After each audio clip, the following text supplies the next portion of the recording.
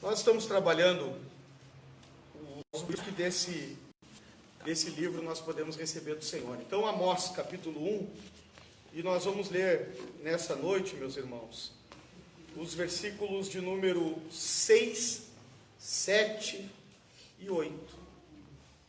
Essa noite nós vamos analisar o juízo de Deus sobre uma outra nação, 6 nações, não é?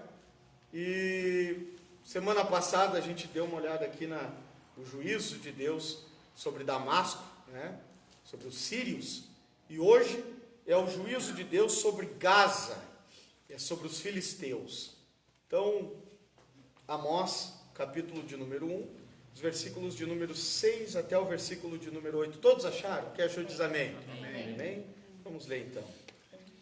Assim diz o Senhor: por 3 transgressões de Gaza e por 4 não suscitarei o castigo, porque levaram em cativeiro todo o povo para o entregarem a Edom. Versículo 7. Por isso porei fogo ao muro de Gaza, e ele consumirá os seus palácios. E exterminarei o morador de Asdod, e o que tem o cetro de Ascalon. E tornarei a minha mão contra Ecrom, e o restante dos filisteus perecerá, diz o Senhor Deus. Amém. Então, hoje à noite a gente vai refletir, meus irmãos, sobre o juízo de Deus sobre Gaza, sobre os filisteus. Agora, o profeta Amós vira, não é, o holofote profético para os filisteus. Quem é essa gente? Em primeiro lugar, os filisteus são inimigos históricos, não é, dos israelitas. Os filisteus foram vencidos pelo Egito e se colocam ao sul da Palestina, e aí eles começam assim uma verdadeira cruzada para tentar tomar conta daquele território que é habitado pelos hebreus, de sorte que a monarquia de Israel ela acaba sendo levada a efeito, não é? Os hebreus eles deixam de ser tribos para virarem uma única nação, para, em estando como uma nação só, serem mais fortes a esses ataques e a essas tentativas de invasão dos filisteus, que depois elas vão, ao longo de todo o Antigo Testamento, vão estar lá presentes, não é? Nós temos, por exemplo, um gatita, não é? Oriundo de Gate, que é o grande inimigo filisteu representado no Antigo Testamento, que é Golias. Golias é o gigante de Gate, não é? Filisteu, que é derrotado por Davi naquela épica batalha. Pois bem, Gaza, ela faz parte dessa região dos filisteus e ela é cercada por outras cidades expressivas dos filisteus. Eu a título só de citar, porque elas são citadas no texto, acho que foi o Rogério que fez a leitura desse último versículo, não é? Então haviam outras 5 cidades importantes nesse reino. 4 delas são citadas aqui por Amós. A primeira delas é Gaza, Asdod, Ascalon e Ecrom. Apenas Gate, ela não é mencionada, mas ela está incorporada, não é, a essas cidades que são cidades importantes e de relevância para a realidade dos filisteus. Qual é o pecado que Amós denuncia e confronta aqui? O que diz Amós em relação aos filisteus nessa profecia? Então, o pecado que é condenado por Amós nessa profecia é o pecado do tráfico de escravos. Os filisteus, eles se especializaram em comercializar gente. Assim, meus irmãos, o escravagismo ele é uma realidade presente depois da queda ao longo de toda a história humana. Mas sempre existiram modalidades de escravagismo. Por exemplo, o mundo antigo, especialmente no Oriente, que é onde essa geografia aqui está se desenrolando, existia a tal da vassalagem, não é? Ou seja, um reino vem, domina um outro povo, permite que eles vivam, desenvolvam a sua cultura, a sua religião. Todavia, eles são agora escravos e têm que pagar um tributo permanente a esses que lhes conquistaram. Então, esse sistema de vassalagem é algo que acompanha todo o Antigo Testamento, aqueles movimentos ali no livro do profeta Daniel: vem rei, vem reino, vai reino, não é? Então vem sírios, assírios, babilônicos, persas, medopersas, gregos, romanos. É todo nesse sistema de vassalagem. Em alguns momentos, quando esse movimento de escravagismo, ele vai extrapolando algumas realidades, nós vamos identificar elas aqui, nesse caso, porque os filisteus, eles não apenas estavam comercializando gente, eles não apenas estavam pegando gente de um lugar, vendendo para outro, eles, nesse caso em especial, estavam pegando e escravizando alguns hebreus e os vendendo para os seus piores inimigos, de maneira que não era apenas um ato na busca do lucro de forma desumana, mas também era acompanhado de um requinte de crueldade, de um prazer no mal. E aí, com relação a essa postura, Deus levanta o profeta Amós e diz: isso ofendeu a santidade de Deus. E assim, meus irmãos, isso precisa ficar muito claro para todos nós. Nós somos livres para levar a nossa vida como nós bem entendermos. Agora nós temos que ter a consciência de que nós seremos cobrados por Deus, por tudo, de tudo, de todas as escolhas, os atos, os caminhos que foram tomados, com consciência ou sem consciência, porque o Criador, aquele que nos deu a vida, vai requerer isso de todos nós. Alguém pode ler para nós Eclesiastes capítulo 12 e o versículo de número 1? 12:1. Isso. Olha o que diz aí Salomão.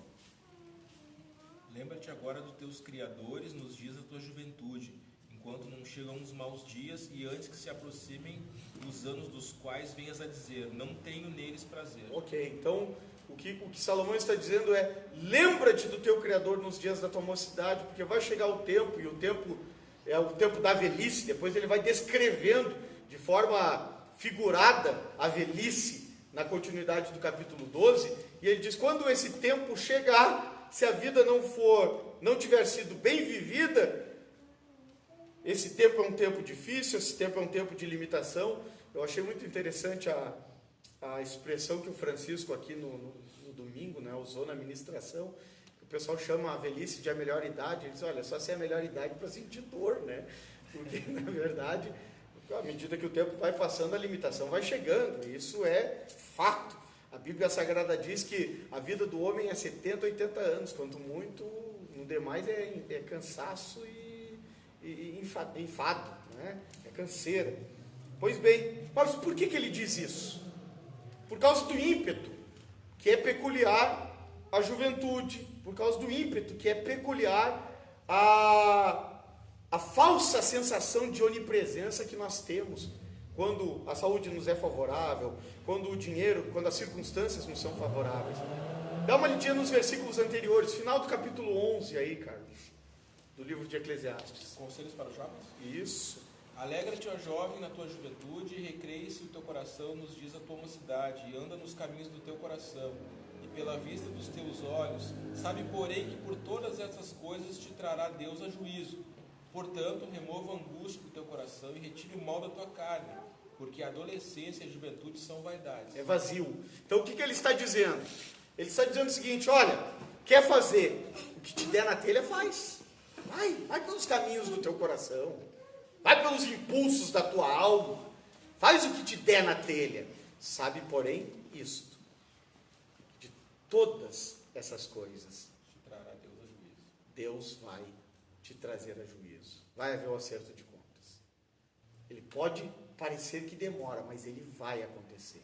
Nesse caso, mais uma vez nós vemos a expressão que vai ser recorrente no juízo a todas as outras nações: por 3 transgressões e por 4. Que está falando do quê? Está falando desse tempo de graça. Deus é um Deus de misericórdia e é um Deus de graça, que nos dá tempo, a sua paciência, a sua longanimidade, não é?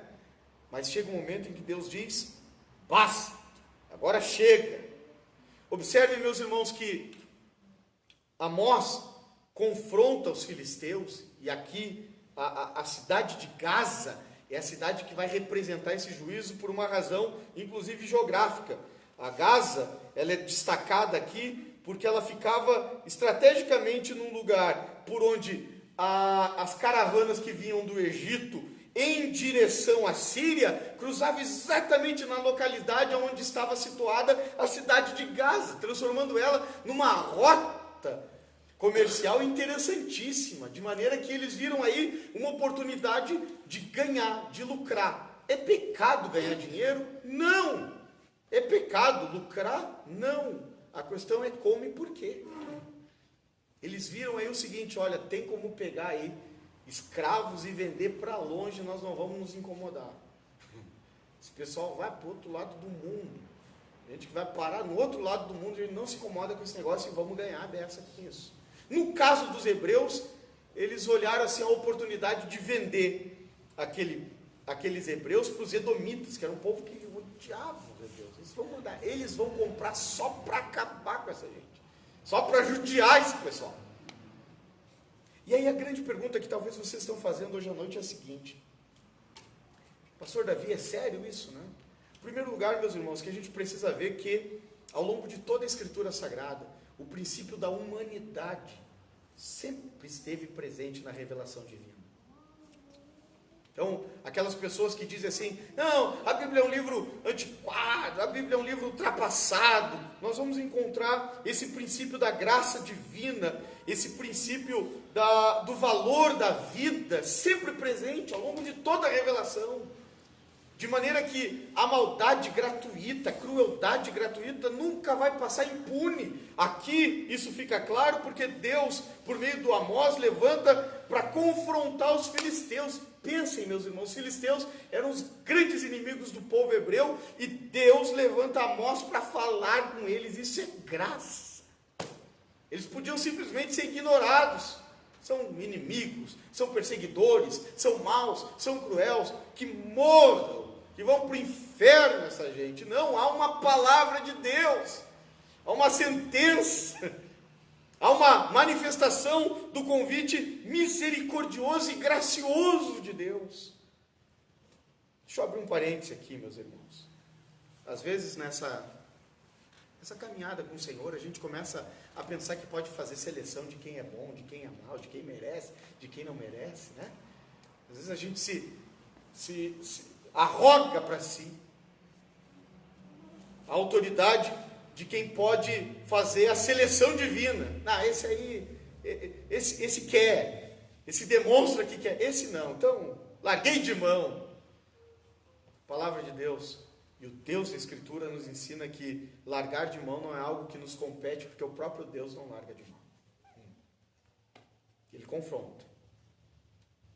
E ele diz: olha, há tempo para arrependimento. Agora, quando há persistência na maldade, Deus diz: chega, agora acabou. E qual é o pecado dessa gente? Essa maldade encruada, gratuita, essa vontade doida de ganhar dinheiro a qualquer custo, nem que seja vendendo gente, vale tudo. Nesse caso, o pecado de Gaza foi o amor ao lucro mais do que as pessoas. Foi a oportunidade de ver em gente um meio para alcançar um fim. Foi a oportunidade de transformar gente em ponte, em caminho. Foi a oportunidade de transformar pessoas em apenas um meio para se chegar a algum fim. E alguém vai dizer assim: interessante esse negócio aí, pastor. Interessante isso. Só que essa é uma palavra, meus irmãos, que nos alcança a todos. Nos alcança a todos. E essa noite a sentença de Amós a Gaza, aos filisteus, ela tem que servir para nos confrontar e para nos fazer rever exatamente essa postura. A postura de alguém que pode estar cultivando a maldade gratuita. Porque tem uma coisa muito bobinha que a gente encontra às vezes, corriqueiramente, constantemente. do comportamento humano, que é aquela coisa assim, eu olhei para o fulano e ele não me caiu. Né?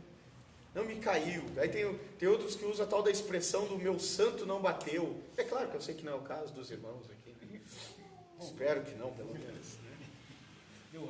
Né? Quando a Daniele, a minha filha, logo que ela nasceu, um presbítero da igreja me ofereceu uma simpatia, né, pra ela. Então eu espero que não seja o caso, né? Mas pode acontecer. Então, mas tem. Então, às vezes tem uns crentes que, né, vem a coisa desse jeito.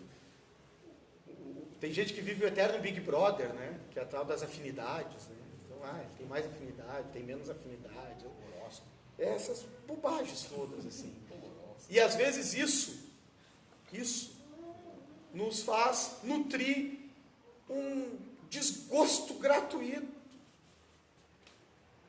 Posturas que são extremamente contraditórias com tudo aquilo que a gente professa, com tudo aquilo que a gente está fazendo aqui, mas que de alguma maneira são agasalhadas e alimentadas no coração da gente. Sorte que tem gente que existem pessoas para as quais nós olhamos e a gente deseja para elas assim simplesmente o pior, simplesmente porque não vou com a cara dele. Que morra, não estou nem aí. Isso acontece. E tem muito crente que professa o nome de Jesus que age assim. Sabe aquele vizinho endemoniado, chato, a beça? Às vezes pode estar sendo alvo desse desprazer gratuito. Sabe aquele parente que só incomoda? Quando tem aquela reunião familiar, e se o camarada estiver junto, a gente sabe que é problema na certa. E que às vezes dá uma vontade doida, assim, de reunir toda a família e dar uma escanteada naquele cara. Isso vai gerando em nós, assim, um prazer gratuito pelo distanciamento, uma indiferença. E nós precisamos rever isso porque essas atitudes, especialmente praticadas por nós, aqueles que professamos o nome de Deus, elas são uma ofensa ao Senhor da vida. Elas são uma ofensa ao Criador. E o pior é quando esse não é um desagravo, mas esse não gostar gratuito, ele vem acompanhado exatamente dessa postura que os filisteus assumiram. Hoje nenhum de nós aqui vem de escravos, mas tem muita gente hoje na vida estabelecendo relações de interesse. Tem muita gente hoje fazendo das pessoas uma ponte para alcançar algum fim. Vou me aproximar do fulano porque vale a pena. O que tem às vezes gente dentro das igrejas, obreiros, pregadores do evangelho. Vou ficar do lado desse pastor aqui porque do lado desse pastor aqui é promissor, vai valer a pena. Está cheio, assim, aos borbotões nas igrejas hoje. O camarada não respeita aquele pastor, não considera nada do que ele diz, mas está do lado daquele cidadão ali por um único interesse, porque é alguém que dentro da estrutura da instituição dele pode lhe favorecer para que ele chegue a algum lugar. Quantas relações, quantos casamentos existem nessa base? Mulheres que simplesmente aturam o homem que está ao seu lado por algum interesse, homens que simplesmente suportam a mulher que tem do lado.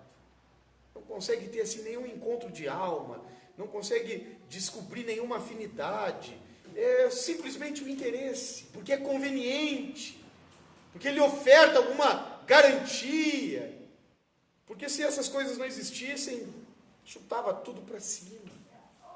Quantas vezes, meus irmãos, na caminhada das relações interpessoais no âmbito da amizade, gente que muitas vezes gasta tempo, investe tempo, está ao lado de alguém por simples interesse, faz dessa pessoa um trampolim para conquistar um fim, fica ali do lado, às vezes aguentando, suportando, porque não encontra absolutamente nenhuma afinidade que justifique prazer em estar com aquela pessoa, mas está ali aguentando.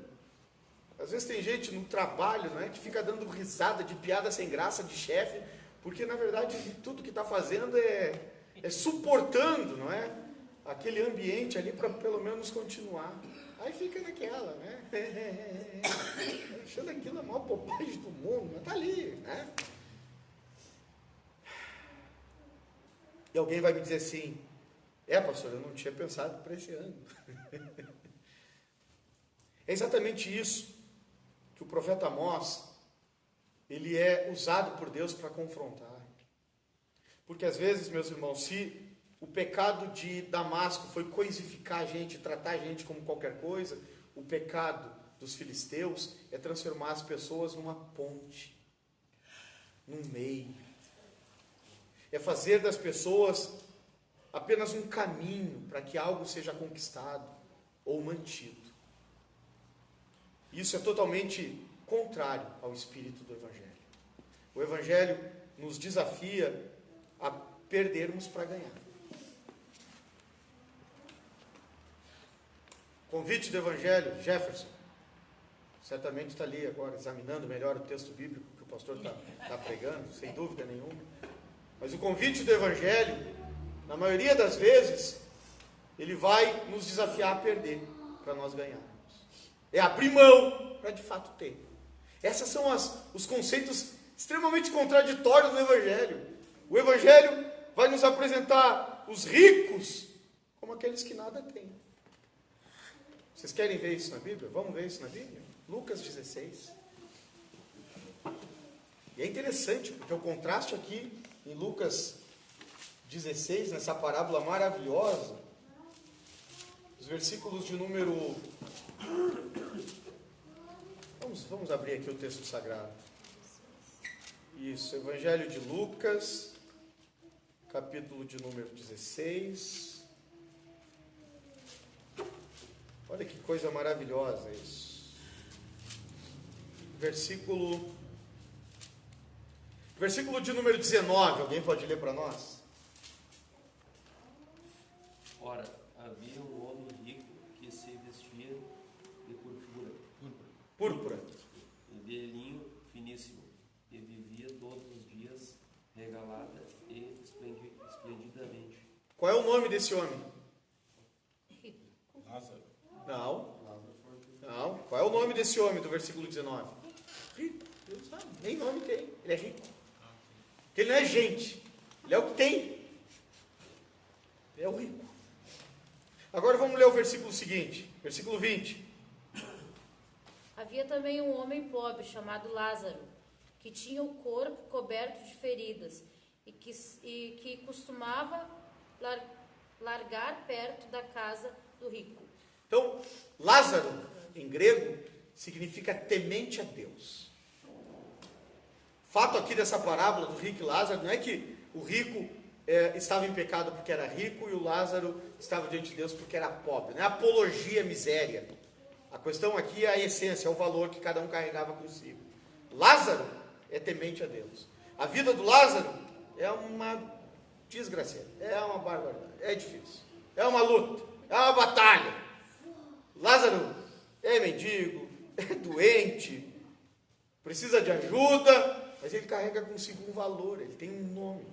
O nome dele é temente a Deus. E a parábola diz que os dois morrem, são levados ao seio de Abraão. E aí a coisa inverte. Olha só.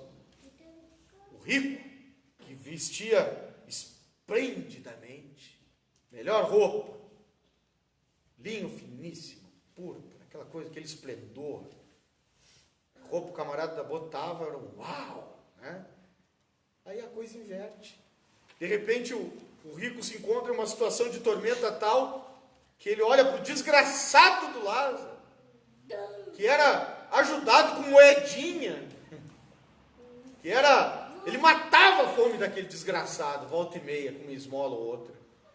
Aí a coisa inverte de uma tal maneira que ele diz, olha, molha a ponta do teu dedo na água, pelo menos, porque tamanha é a minha tormenta. O que Jesus está deixando muito claro aqui é exatamente isso, porque o capítulo todo Jesus está trabalhando aqui, é exatamente essa questão, esse confronto em relação à ganância, à riqueza. Nós já vamos ver isso de forma mais detalhada.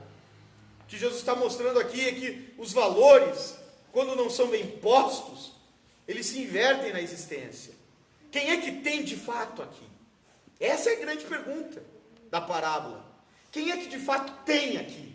É o camarada que vestia bem, vivia de uma forma maravilhosa, em detrimento ao desgraçado do Lázaro, Quem é que de fato tinha para ofertar aqui? Às vezes a gente pensa, meus irmãos, que auxiliando alguém, nós estamos ajudando o irmão. Não. É a única oportunidade que Deus está te dando aí para ser abençoado em auxiliar um desses santos de Deus na terra. Às vezes a gente pensa que está fazendo grande coisa. Muito cuidado em exigir gratidão àquelas pessoas que nós ajudamos.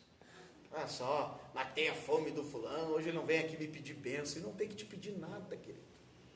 O auxílio que tu prestou foi uma oportunidade que Deus te deu. Então seja alegre por ter servido. Ponto. Acabou aí. Porque isso é muito costumeiro, né? Tem gente que às vezes a gente ajuda e parece que depois ao longo da vida, aquela pessoa que a gente ajuda, em uma circunstancialidade da vida, as coisas mudam, não é? E a gente olha para aquela pessoa, agora está bem, agora não me procura, agora está bem. Está exigindo gratidão eterna? Seu filisteu miserável. Isso é sequestro. Isso é sequestro. Eu ajudo para manter aqui sequestradinho. Eu ajudo para manter aqui, ó, lambendo a minha bota. Filisteu. Deus não toma o culpado por inocente. Quem é que de fato tem aqui? Quem tem é Lázaro. Porque na hora que a coisa aperta, o ricaço olha para o Lázaro, para o temente a Deus e diz, me alivia. E Lázaro é crente, né? Porque se não fosse crente, ele não pega teu dinheiro aí. O que tua grana faz agora? Não, ele é crente. E Jesus está trabalhando esses valores, meus irmãos. Vamos ler os versículos de número 9, que é o início do capítulo. Os versículos de número 9, capítulo 16 mesmo, tá? Que Jesus inicia falando da parábola, e é interessantíssima essa parábola, aqui não tem tempo para mim trabalhar ela, mas é a parábola do administrador infiel, tá? E aí, Jesus conclui a parábola, e aí começa o versículo de número 9, olha o que diz aí. E eu vos recomendo, das riquezas de origem iníqua, fazei amigos, para que, quando aquelas vos faltar, esses amigos vos recebam nos tabernáculos eternos. O que Jesus está dizendo aqui? Ele está dizendo que dinheiro na mão dos seus discípulos tem que virar vida. Ele não é um fim. O dinheiro é um meio, não um fim. O dinheiro é um veículo para que coisas que valem a pena sejam de fato construídas e edificadas na vida. O dinheiro não é o fim último da vida daqueles que são seus discípulos. Era dos fariseus que cercavam a Jesus. Jesus está dizendo, os valores do reino de Deus são outros. Dinheiro, coisas na nossa mão, vira vida, vira projeto, vira ponte, e não as pessoas viram ponte para conseguir dinheiro. Vocês estão entendendo isso? Olha o que diz o versículo de número 10. Quem é fiel no pouco, também é fiel no muito. E quem é injusto no pouco, também é injusto no muito. Se, pois, não vos tornastes fiel na aplicação das riquezas de origem injusta, e aqui a expressão riquezas de origem injusta, ele está falando dos bens, da terra, ele está falando das aquisições momentâneas, transitórias, da existência, isso tudo que vai passar. Ele diz, olha, se vocês não são fiéis na aplicação dessas, quem vos confiará a verdadeira riqueza? É um contraste. Versículo 11. Se não vos tornastes fiéis na aplicação do alheio, quem vos dará o que é vosso? Versículo de número 12. Alguém pode ler para nós? E se no alheio não fostes fiéis... 12. É o 12? É, se não forem. Perdão, 13. Nenhum servo pode servir dois senhores, porque ou há de odiar um e amar o outro, ou se há de chegar a um e desprezar o outro. Não podeis servir a Deus e a Mamon. A Mamon, as riquezas. Não dá para servir os dois. Não dá para servir os dois. Sabe, meus irmãos, tem muita gente que, na caminhada da vida, faz exatamente esse caminho que os filisteus fizeram. usam pessoas para alcançarem resultados, alcançarem coisas. É muito amigo, mas é muito amigo porque sabe que o nome, que o cartão de crédito, que o acesso daquela pessoa pode me garantir alguma coisa. É muito amigo e está perto porque sabe que aquela pessoa pode lhe oferecer alguma coisa. Esses não são os valores do reino de Deus, esses não são os valores do Deus Criador, do Senhor da vida. Amém, meus irmãos? Olha como é que Jesus trata um moço bom, teólogo, talvez seria um obreiro em qualquer igreja. Mateus capítulo de número 19. Vamos ler os versículos de número 9. E eu já estou encerrando hoje à noite. Mateus 19, 9. Evangelho de Mateus.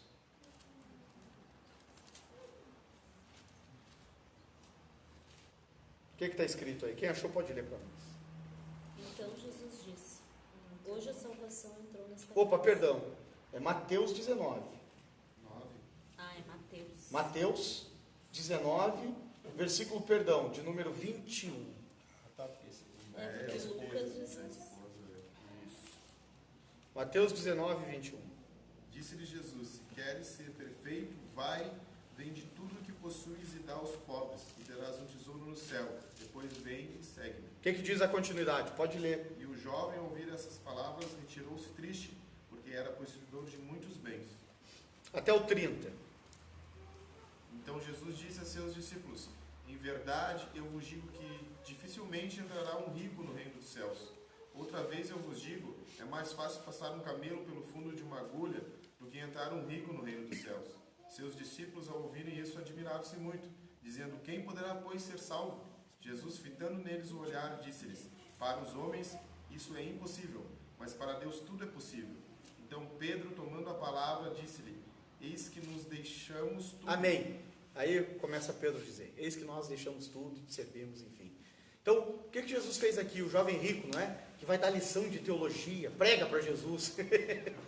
Isso aqui é uma graça, né? Que esse rapaz aqui, ele prega para Jesus. É a única vez nos evangelhos que a gente encontra alguém pregando para Jesus é o jovem rico, né? E cita os mandamentos, e conhece todos. Aí Jesus olha assim para o coração dele e vê que o negócio dele é money, né?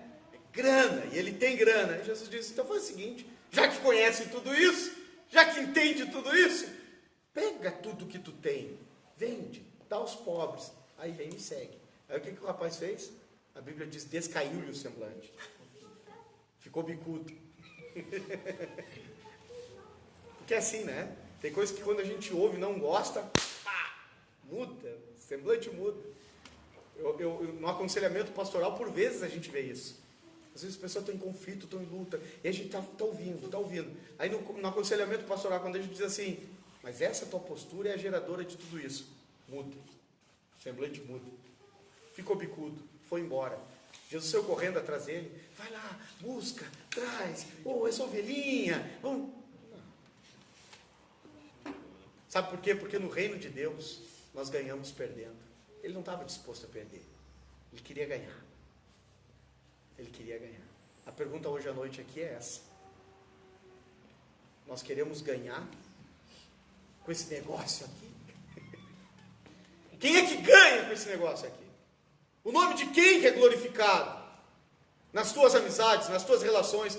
Gente, quando o reino de Deus nos alcança, ele nos alcança e nos quebra no meio e vai nos colocando num caminho onde a gente vai aprendendo a perder para ganhar. Eu quero ler com vocês, hoje à noite aqui também, agora sim, Agora de verdade. o Evangelho de Lucas, capítulo de número também 19. E vamos iniciar a leitura no versículo de número 2. Olha que coisa linda isso aqui. Isso aqui são os sinais do reino. Isso aqui é a evidência do reino. Lucas. Estava pertinho ali do 16, né? Mas vamos lá. Lucas 19, o versículo 2. Todos acharam? Olha o que diz. Eis que um homem chamado Zaqueu, maioral dos publicanos e rico. Aí o versículo, vou pedir que alguém leia os versículos de número 8 e 9. Levantando-se Zaqueu, disse ao Senhor: Senhor,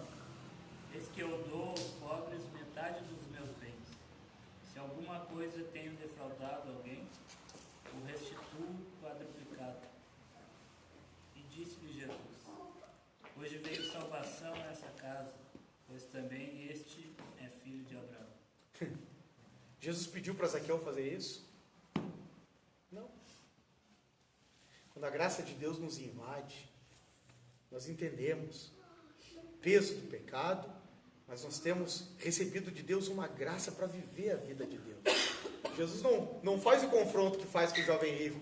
É a presença de Jesus na casa de Zaqueu que o constrange. E ele diz, olha, tudo que eu tenho, metade vai para os pobres.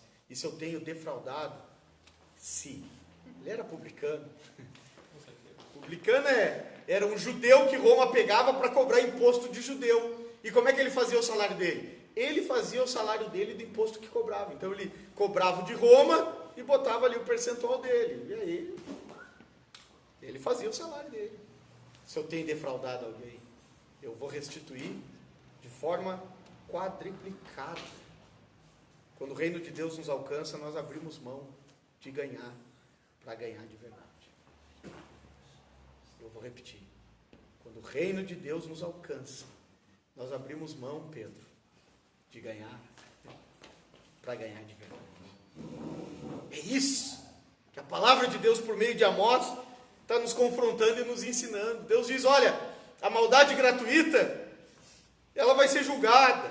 Quem vende, quem brinca com gente, quem transforma a gente em meio para ganhar dinheiro, vai ser julgado. Deus disse por meio do profeta Amós, os muros de Gaza vão cair, vão ser exterminados, vão ser vencidos.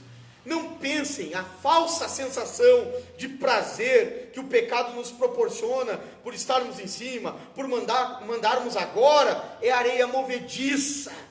Quem sobe na escada do pecado morre afogado em um lamaçal de areia movediça. Não vale a pena. Deus está dizendo isso por meio do profeta Amós a Gaza, aos filisteus, e hoje à noite a nós. Não use, gente, não faça das pessoas um meio para conquistar alguma coisa.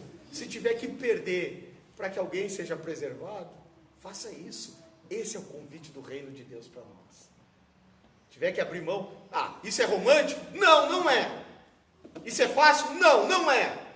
Isso é aprazível? Não, não é. Bom mesmo é um churrasco, bem feitinho. Perder grana não é bom. Perder status não é bom. Perder dinheiro não é bom. Só para encerrar com um testemunho pessoal, todas as igrejas que geralmente eu deixo pastorado, eu não faço o que muitos pastores fazem, que às vezes vai lá, e aí fica visitando a igreja, e aquela coisa, daí os irmãos apegados com o antigo pastor, não permite, não é? Que a relação com o novo líder aconteça. A Dani sabe a minha postura. Em alguns momentos eu corto radicalmente. Mas e os irmãos? Não, os irmãos, está tudo muito bem estabelecido pela cruz. Agora é um novo momento. Deixa acontecer. Mas alguém pode entender mal. Se entender mal, entenda. Eu preciso, nesse momento, abrir mão. Eu perco. O grande problema hoje é que a igreja evangélica brasileira está sendo ensinada constantemente do púlpito a serem avarentos, não apenas do ponto de vista econômico, mas também emocional e relacional. As pessoas querem ser honradas. Vocês já ouviram isso nas igrejas por aí? Deus vai te honrar. Não, meus irmãos. Nenhum de nós é aconselhado no Evangelho a buscar a própria honra. Nós somos desafiados a buscar a honra de Deus.